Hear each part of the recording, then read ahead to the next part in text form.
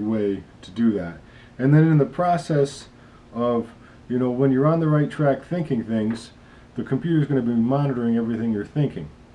So you can actually type in what you're thinking at the time. So say you hit the right vibration and you're thinking about whatever. Well, you can just type that in and remember what you're thinking so that you know how to get back into that state of consciousness. And I'm going over this in very simplistic terms, but that's basically what I'm getting at. And here's for pyrokinesis. First, you start off with a little cotton ball. You fire that up. Then you move to a match. Then you move to maybe a piece of Palo Santos, and that's an easily flammable wood. Then you move to a log, and you fire that up on the computer. And then once you fire up the log, then your vibrations and your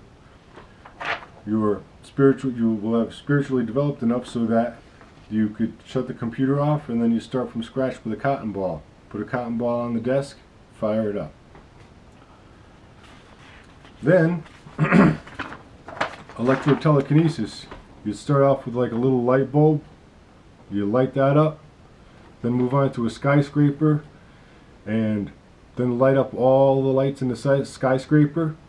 Once you've done that, do a bolt of lightning, and once you've achieved that bolt of lightning, then you shut the computer off and turn on a light in your bedroom or wherever, or a flashlight, anything.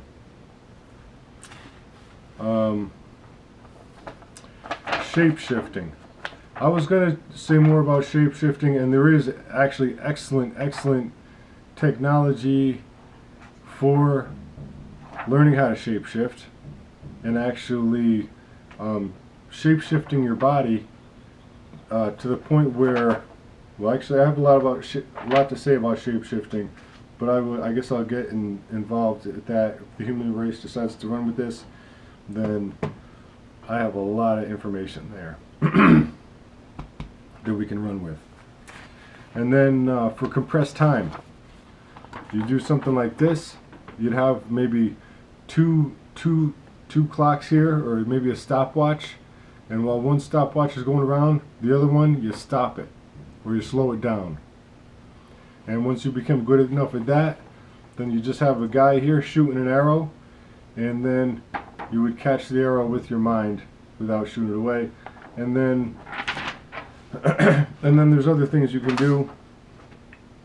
I've seen someone compress time to the point where they spilled over a vase full of water and picked it up without spilling a drop, and it was just, it's just like that. So I've witnessed compressed time, and that's really important.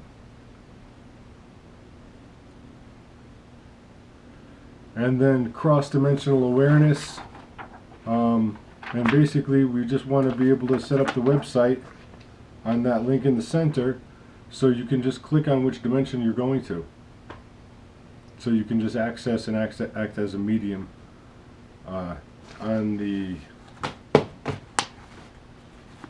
computer with technology, which all this technology is available for that, and it's not being used for it, and it should be. And it will be. So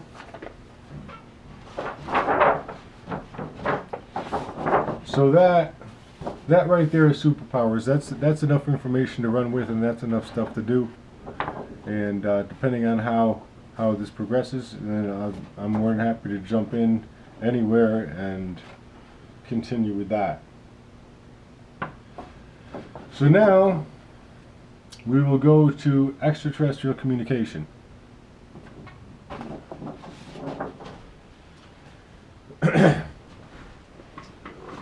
So when it comes to extraterrestrial communication, you have different you'd have different organizations and councils that govern solar systems, galaxies, universes, and all sorts of stuff. And here is an example of some of who these councils are. Now this is the Intergalactic Council of 12. That's the council that changed my name. The Pleiadian High Council, the Arcturian High Council. These are all the real big boys. You got the Andromedan High Council, Galactic Federation of Light, High Council of Orion, and those are like the Vulcans are affiliated with those. And then a lot of extraterrestrial races are affiliated with more than one. You know, there could be like they could be affiliated with the High Council of Orion, the Galactic Federation of Light, and the Order of Melchizedek, and a lot of them are. Then you got Ashtar Command, and that's like a military, but they try to wage peace. I don't know a lot about Ashtar Command. Then you got the Order of Melchizedek. Those are real big, and they're real big into spirituality, and that's what they named. That's what these guys changed my name to, Melchizedek. Then you got the Syrian High Council, the High Command of Light, the Nibiruan Council, Galactic Federation of Worlds, and then this council down at the bottom. This is the one council I created because I'm serving all that is manifest and unmanifest. I created the council of all that is manifest and unmanifest with the power of my mind. And the only thing that requires to be on that council is level 1 saint or above. So the use of common sense, clear, direct, honest communication, and be willing to be completely honest with anyone who's willing to go there with you. And I just did that so to have some organization, some kind of something. I'm the only one on it right now. Hopefully you could be on it if you wanted to be. But anybody could be. So those are the standards there. So on that link, when we are all strengthening our ability to communicate with extraterrestrials, so not the superpower, but this one here, which this is a superpower, but because there's so much information to extraterrestrial contact, I just put it in its own link. So the first thing you want to do on that link is you want to know all the different kinds of contact. So you got the first, second, third, fourth, and fifth kind. Now CE5 contact, that is a form of contact that Stephen Greer just created. So then I created contact of the sixth kind, which is you just email and video them. So that would be a really nice form of contact, to be able to interact with extraterrestrial life by email and video. So that's contact of the sixth kind, and I just created it.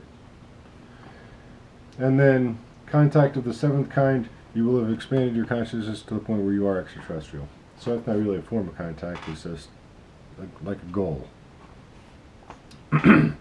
So on this site, what you want to do, let me just show you this paper.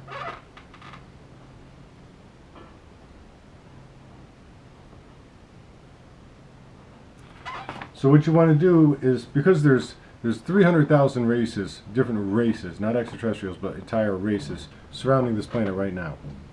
And always been here, always will be. And that information goes so, I mean, it's so complex that it's just, it's a bit too much to even comprehend.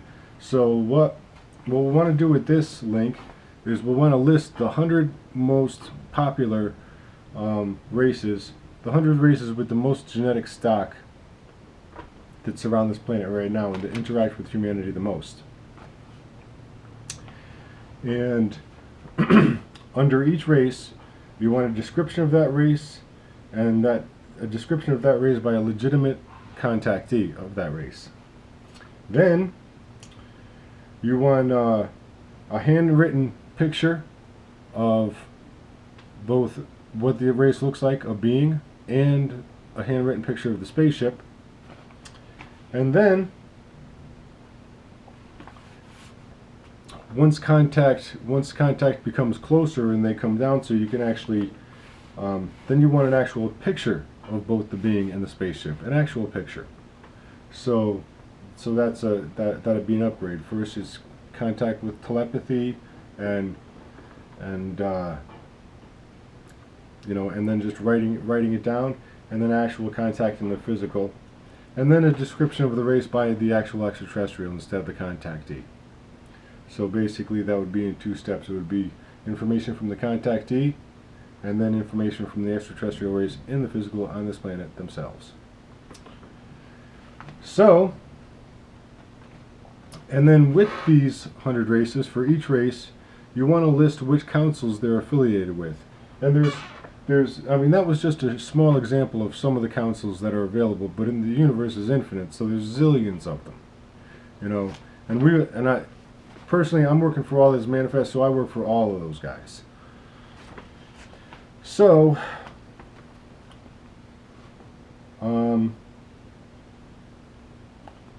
you want to list the race and which councils they're affiliated with, and an explanation of who's on the council and